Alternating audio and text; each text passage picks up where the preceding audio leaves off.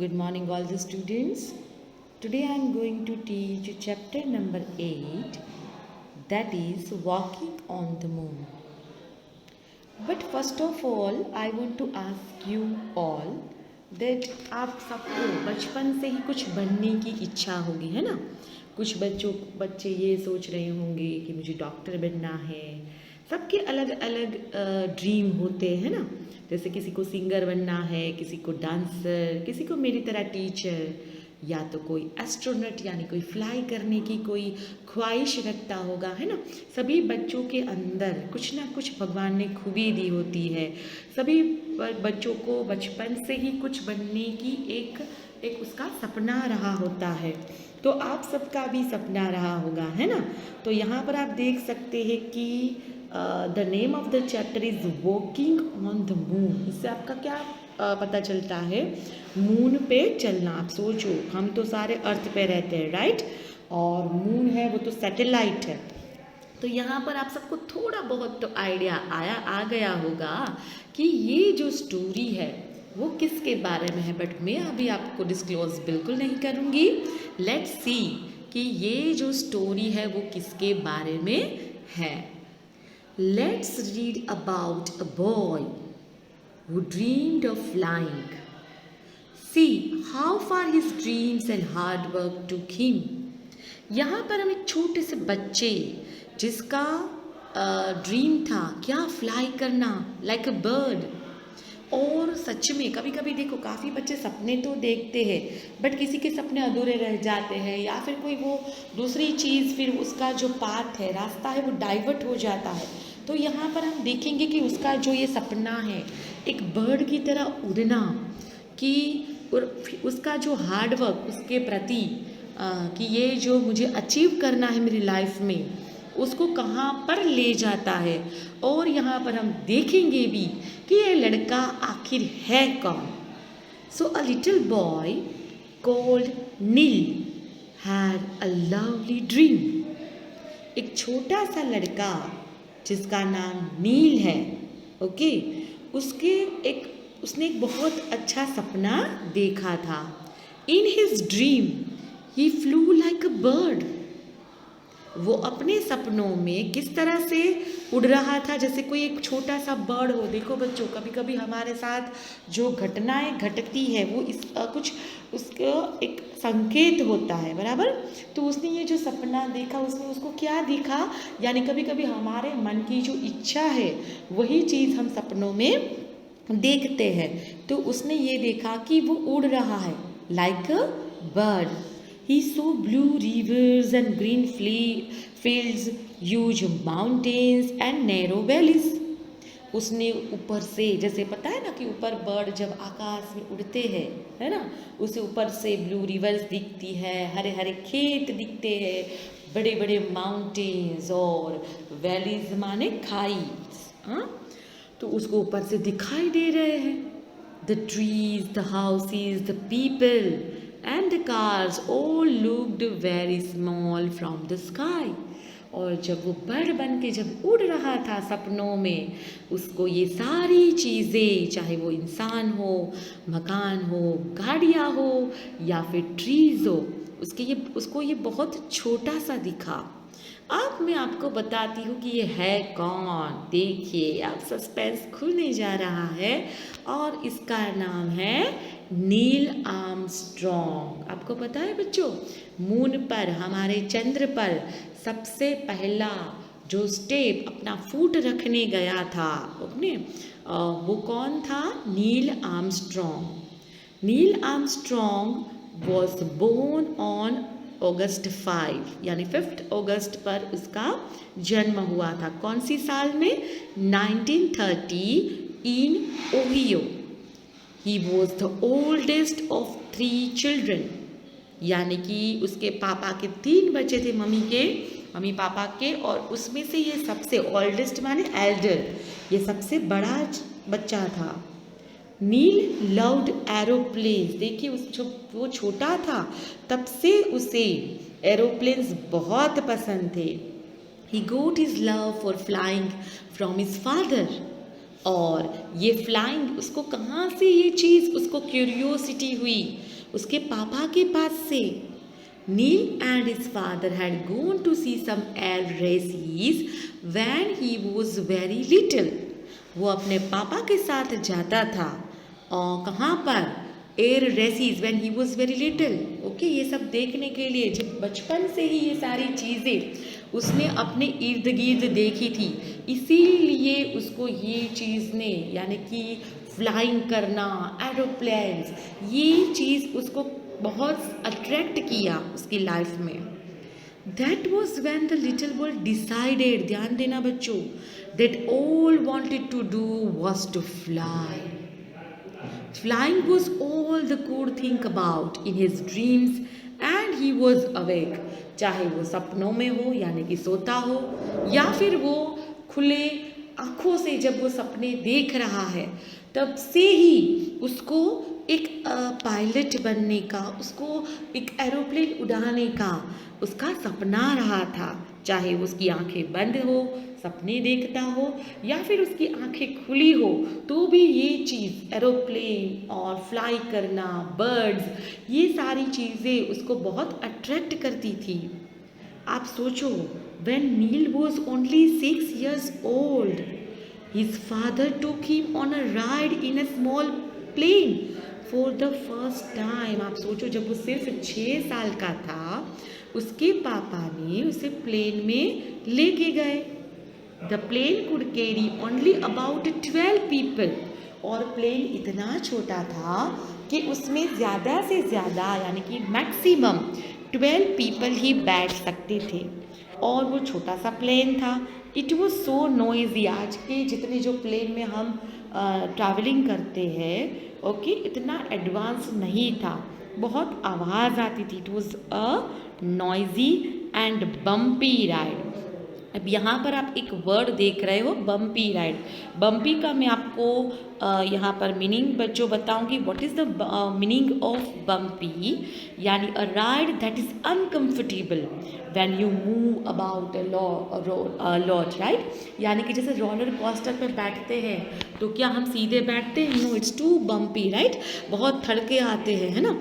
तो like that कि 12 जन समा सके, उसका छोटा सा प्लेन हो और सब उसमें वो बैठा था, बट फिर भी नील को उसमें मज़ा आया। Okay, as Neil grew older he collected lots of magazines on flying. जैसे जैसे वो बड़ा हुआ, ओके, उसे मैगजीन्स कलेक्ट करना बहुत पसंद था।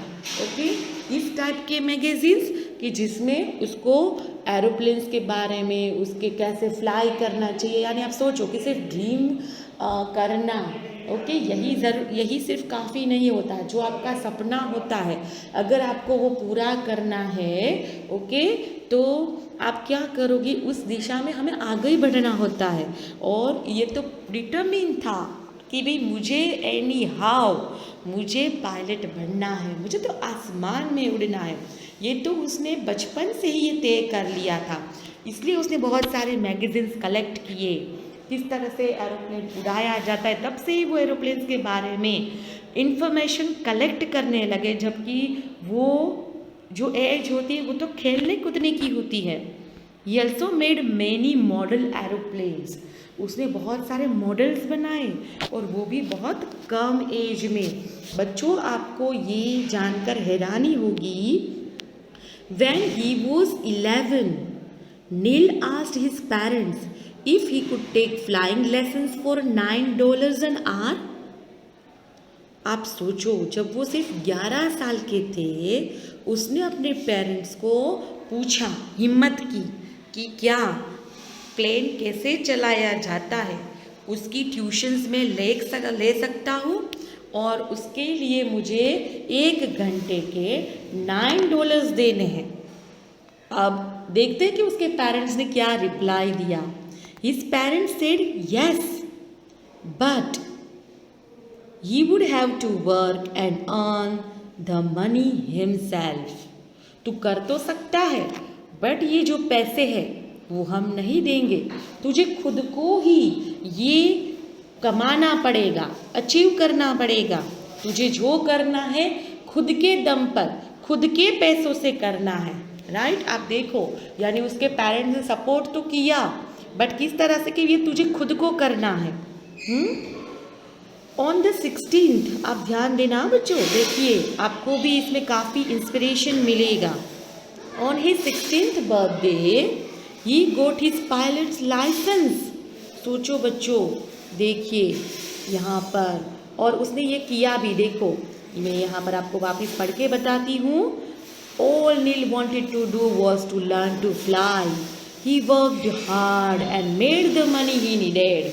उसने मेहनत की और वो पैसे कमाए, ताकि वो पैसे वो अपने ट्यूशन पर, यानी कि उड़ान की जो 1 घंटे की ट्यूशन पे $9 खर्च हुए थे, सिर्फ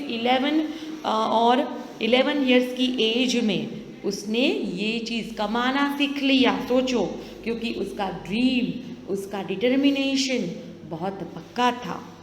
ओके, अब देखिए ऑन ही 16th बर्थडे, जब वो 16 साल का था, आपको देखो बच्चों यहाँ पर, अगर आपने ये चीज़ पता की होगी, यहाँ पर हमें ड्राइविंग लाइसेंस हर एक सिटीज़न को 18 साल में मिलता है, हाँ, वो भी स्कूटर का या ये गाड़ी का। आप सोचो, on his 16th birthday he got his pilot's license, उसको प्लेन चलाने का लाइसेंस मिल गया। Okay, in many countries young people are not even allowed to drive a car at 16। मैंने बोला ना कि जो हमारी बंधारण है, जो हमारे कायदे कानून हैं, वहाँ पर हमें 18 साल से ये चीज़ मिलती है, और उसे तो प्लेन उड़ाने का लाइसेंस 16 साल की एज में उसने अचीव किया। देखिए ये कौन है, आपको इधर जो पिक्चर में दिख रहा है, वही तो है Neil Armstrong. Neil was 19 years old when he became a pilot in the Navy। देखो बच्चों, सामान्य पायलट बनना और नेवी में पायलट बनना, नेवी माने क्या होता है, आर्मी। आपको बच्चों पता है कि 3 टाइप की आर्मी होती है। एक आर्मी यानी सोल्जर्स जो कहाँ पर लड़ते हैं, बॉर्डर पे। एक टाइप की आर्मी जो होती है, जो पायलट कहाँ पर होते हैं, नेवी में। ओके, यानी कि वो एरोप्लेन चलाते और देश के लिए लड़ते हैं। ओके, तो उसने 19 ईयर्स में उसने नेवी का भी पायलट वो बन गए। काफ़ी उसने, यानी कि हम देख सकते हैं कि काफ़ी छोटी सी एज में उसने बहुत सारी अचीवमेंट्स प्राप्त कर ली, because of the his firm determination. Later he join the air force and become a test pilot. He flew some of the fastest aeroplanes in the world। देखिए, उसने वर्ल्ड में, पूरी दुनिया में सबसे फास्टेस्ट एरोप्लेन बनाने में जो भी उड़ा सकता था, उसमें से नील आर्मस्ट्रॉन्ग एक वो भी है। Soon he was selected and trained to become an astronaut। इतना ही नहीं, यहाँ से ही उसकी जर्नी ख़त्म नहीं हो जाती। देखिए, वो एस्ट्रोनट बन गए। अब आप पूछोगे कि मैम एस्ट्रोनट क्या होता है, मैं आपको बताती हूँ। A person who travels to space, यानी कि जो स्पेस पर उड़ान भरता है। ओके, सोचो, सिर्फ कोई एरोप्लेन, एक छोटा सा, जो कोई आम पायलट नहीं, वो बन गए एस्ट्रोनट। इन जुलाई, ध्यान देना बच्चों, in July 1969 Neil was chosen to lead the crew का मतलब क्या होता है बच्चों, a group of people who work on an aircraft ship and so on. यानी कि उसको लीड करने के लिए जितने भी लोग थे जो स्पेस पर जाकर सर्च करते हैं, उसमें से वो लीडर थे, और उसका लीडर था कब, 1969 में। और वो कौन सी स्पेसशिप थी, Apollo 11। They were going to moon। जुलाई 1969 में अपोलो 11 में ये सब, और मेन लीडर कौन थे, नील आर्मस्ट्रॉन्ग अपने क्रू को लेकर चांद पर पहला कदम रखने गए। On July 21 Neil Armstrong became the first person to walk on the moon.